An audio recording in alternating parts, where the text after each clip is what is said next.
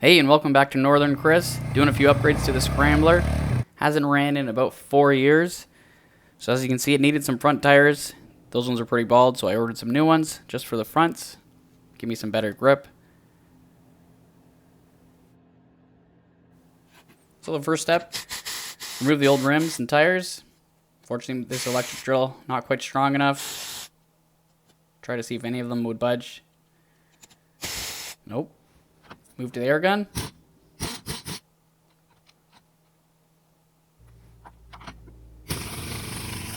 On pretty tight. The gun's not that strong either, but strong enough that I didn't have to do it by hand.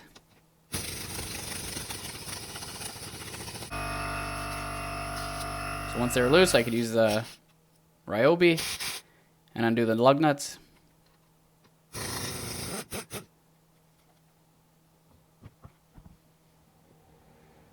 Now the next problem is the ATV was buried in the garage. Like I said, it hasn't ran in about 4 years. So there's tons of stuff in the way, making it very difficult to work on. So I got this battery probably around the last time I rode my ATV, so 4 years ago. Never opened the box. Figured, okay, let's see if this thing works. So it comes with the electrolyte liquid and then the battery. Little plastic stand, no clue what it's for.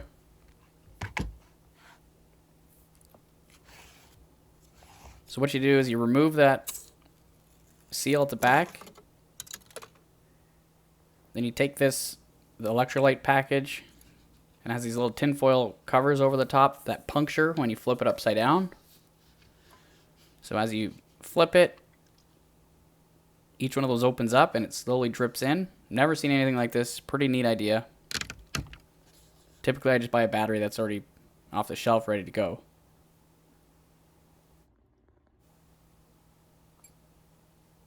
So as you can see, it's slowly bubbling. It's slowly draining in. Don't want to get that on your hands because it will burn. Took probably about 5 minutes for this thing to fully drain. As you can see, it's slowly draining in. It's about halfway done now. Just about finishing.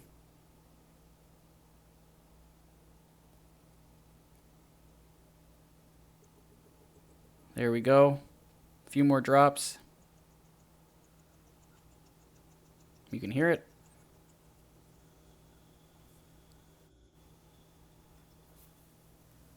So now that it's empty, just give it a few taps, wiggle it loose.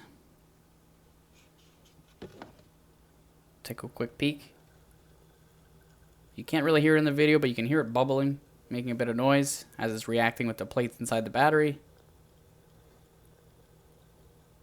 So I figured I'd have to put it on the charger since this thing sat in a box in the garage for 4 years. Tested with a voltmeter. Getting well over 12.5 volts. I was shocked. Did not have to charge this thing one bit. And then just put the cap on, hammer it down, and it's sealed. One thing about these scramblers is I found if the battery's completely dead, you can't even start it, even with a pull cord. It just won't turn over. So it needs to have a decent battery. So I figured, well, let's get this one going. And again, well over 12 volts. So back to the garage issue. As you can see, this thing is buried. There's tons of junk on top. So I had to pull out the snowmobile, which will come out in a later video as I was working on that. Took the wheels off to bring to a shop to get tires switched over.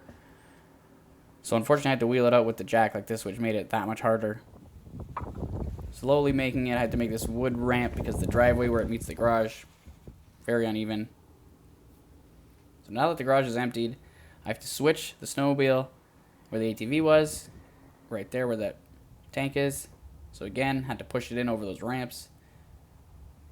All this just so I could work on the ATV. Small garage problems. So the snowmobile's in the garage. Now the next thing is the ATV. So again, halfway there, this gave me a very, very tough time because I was alone. Now that it's in, I had to put everything back in the garage to see if the garage door closed because it was a very tight fit. As you can see, everything is back in the garage. Doesn't look like it did anything. But this makes it much easier to deal with and work on that ATV at the front of the garage versus at the back.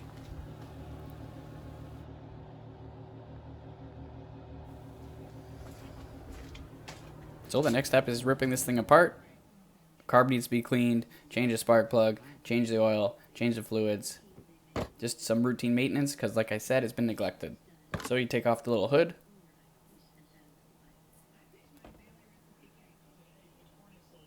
Then there are about 6 of these bolts on each side. They mount the fender to the foothold. So it's 11mm socket and just a Phillips screwdriver. So a little montage here as I'm cranking each one of these off. It's easy to do.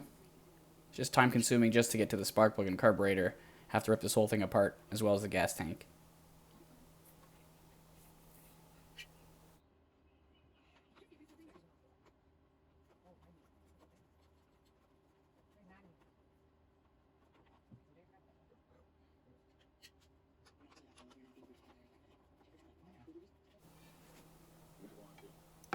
And don't forget, underneath the hood there's these 2 little self-tapping screws that you also have to take off in order to get that fender off.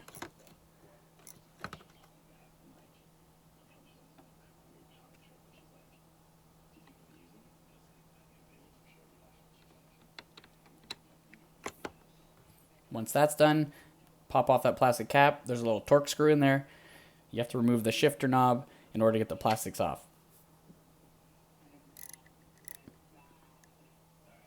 So again, comes off pretty easy. Pops right off. Now you gotta do the other side.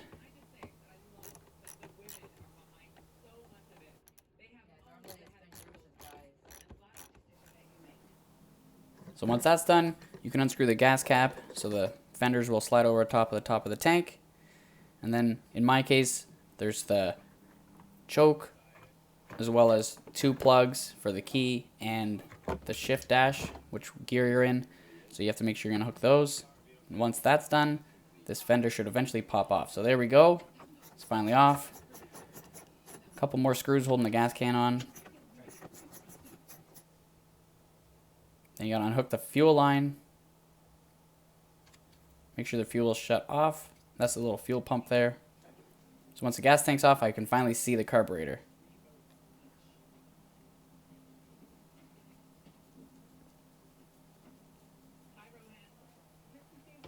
So I was working on that, a little bit complicated. So I figured I'd take the spark plug out and replace that because it was easy.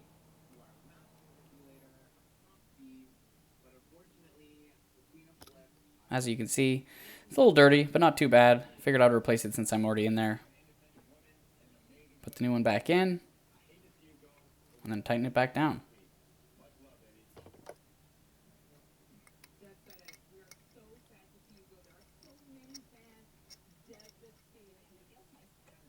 So now, we've got to take the carb off.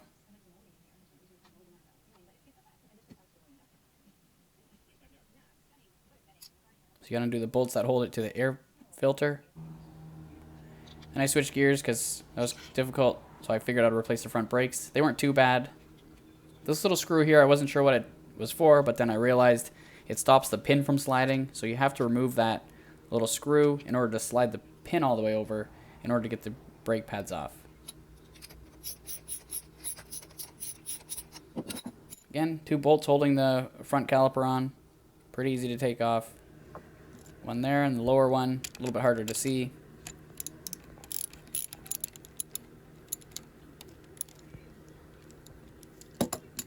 Then once that's off, you can pull the caliper off. Might be a little stuck. In my case, again, it hasn't ran in a while. Once you get it loose, you can take a look. See, the pads are still tons of pad left, but I bought some anyways. Figured might as well replace them since I have this thing ripped apart. So since I took that little screw out on the back, you can see I pushed that pin with my thumb, and it moves enough that I can slide the old pads off. It's hard to film and do it at the same time. So as you can see, the new pad is on the right side, the old one's on the left. Putting the new pads in. And then I switched back to the carburetor because I figured I should get this thing going before I get brakes because I want it to start. So it's like any other standard 4-stroke carburetor. There's a little diaphragm there that lifts the needle up and down for the throttle. Everything looked like it was pretty good, not too gummed up. I did carb clean and clean everything out with the air hose. This is for the choke itself. It's just for an adjustment. Everything looked good. The cable was strong, no frays. This is where it ran into a problem. There's some bolts that hold the little bottom of the carb together for the float, and that was stripped instantly because they always use a Phillips, which I don't understand why. So I eventually got it loose with some vice grips.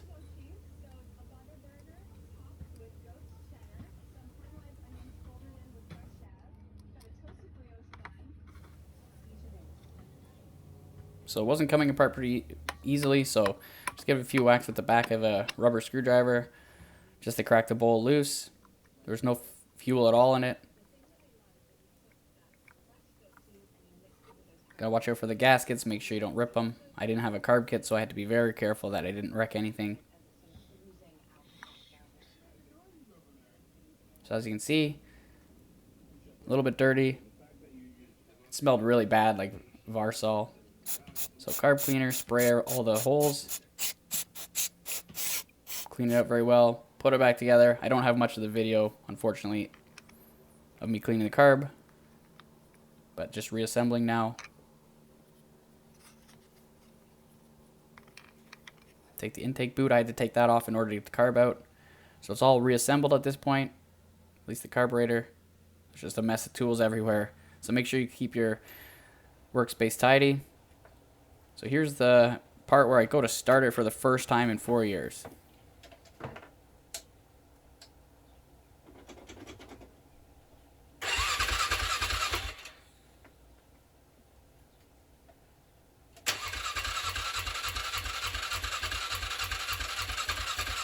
So it sounds like it's not getting fuel. Battery strong. Sounds like there's spark. Trying to adjust the carb there on the far side. Now I'm looking on the side where the fuel pump is because I was like, well, maybe if that's the issue. Not too sure. Just looking at my options right now. Try it again. Give it some gas, see if that helps. Still nothing. So I wanted to check the spark to make sure I at least had spark.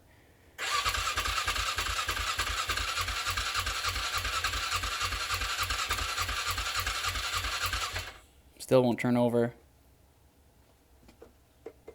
So I decide, okay, let's take off the air filter box and I'll spray some ether in there to see if it'll suck through, if I can get any side of pop, any type of noise to make sure that I do have spark without ripping it all back apart.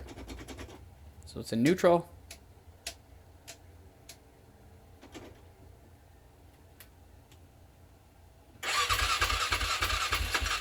And if you heard that, that was the first time it even sputtered in over 4 years.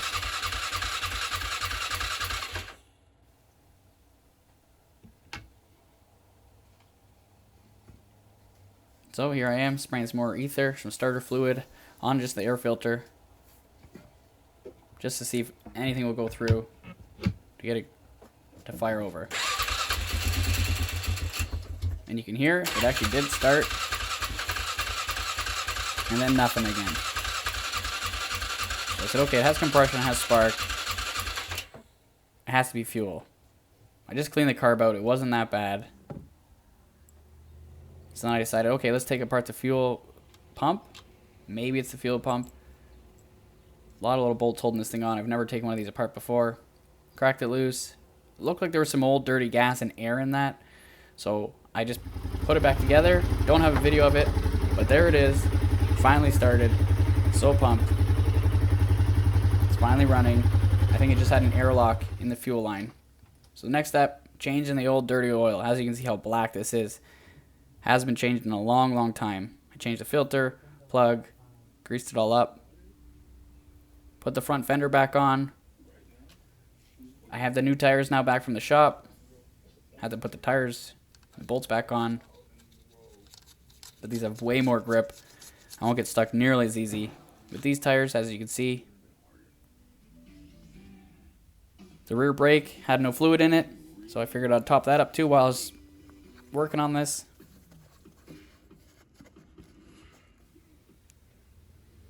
So there it is, all back together.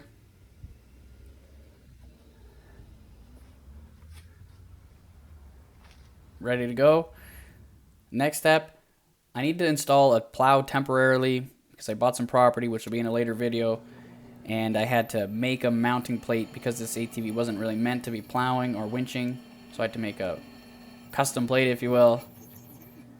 So I traced out the mounting bracket that came with the winch to mount to this bracket to mount to my ATV. So again, all the holes drilled. Probably should have used oil to make it a little easier. I'm just making sure it fits before I try to mount it onto the ATV. Lining up all the holes, see how close I was. Put the plate there. Then I put some bolts in.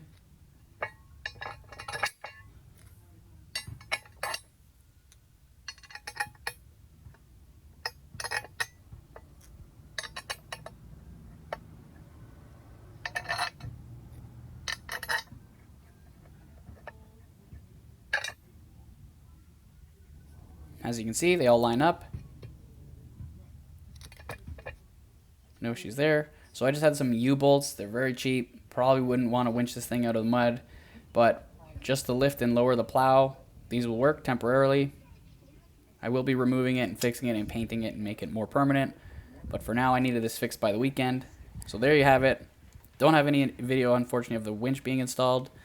But the winch is installed, ready to go. The plow is on the front. And this thing is ready to plow some snow. Again, thanks so much for watching. Please subscribe, hit that notification bell. Don't forget to like this video. And here it is. I just have a few short videos of it idling and me plowing a little bit. So we had to go into the woods. I had a shovel and an axe in case we had to cut some trees down because I wasn't sure what to expect. So just a quick video of it working, as you can see. Plow works fine.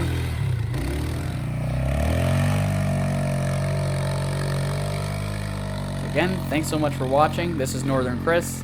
I'll see you on the next video.